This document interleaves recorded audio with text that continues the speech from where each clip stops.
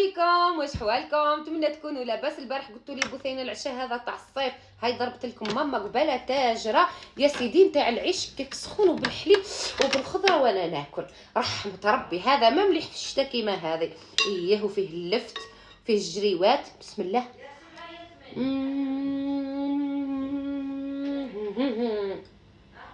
وش البنه هذه هي الماكله تاع الصح. شوفوا لي المنظر. يجيب الخليعه يجي رحمه ربي والله يجي بنين يسخف. فض ماما من هي قالت لكم لي سخفناه يسمح لنا. هيا تاكلي مع البصله يا سيدي رحمه ربي.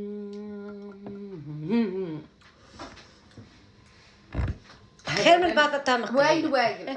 وين هي السلام عليكم. واش تجيب هذه؟ لا البطاطا مقليه بارد الحال اليوم على الكيف كون غير صب الثلج بالحمص يا سيدي واللفت السناريه والجريوات والبطاطا والدجاج للبنه برك. انا الصراحه نشتي العيش بالدجاج. ولا مساكن قاعده تسخفي فيهم اللي يتوحموا اللي كاينين بعد الشتا اللي ما يتوحموش اللي قداه اللي يتوحموا يجيو مرحبا والله اللي سخفنا يجيو عندنا مرحبا.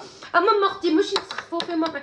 الناس كاع الماكله تاعنا طبيعيه، ما نديرو في المفور ما نديرو في المشوي. كي ناكلو كيما ياكلوا الناس الكل بارك.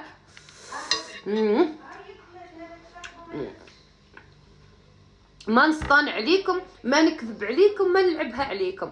انا عايشه حياتي طبيعيه معاكم، ما نتكبر. نقول يا ربي الحنين وديما ندعي نقول يا ربي الحنين ما تبدلنيش بيسك مانيش تاتا حتى نتبدل. بثينه تبقى بثينه بسيطه طبيعيه مع الناس، ما نزيد فيها. بنعيش حياه خاطي حياتك، عايشه حياتك نقول الحمد لله يا ربي. ما نحب نشوف حياه فوقي، هذا ما نقول لكم.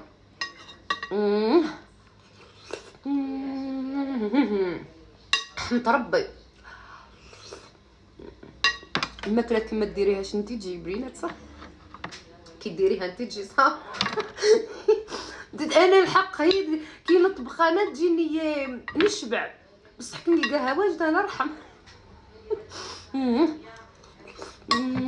مع شويه بصله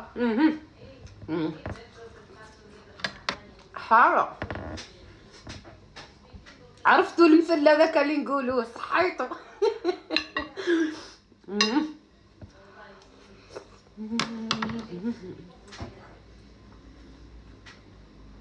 ماما هيا تتعشايا وبرد العيش. ماما تهضر مع بنت خالتي.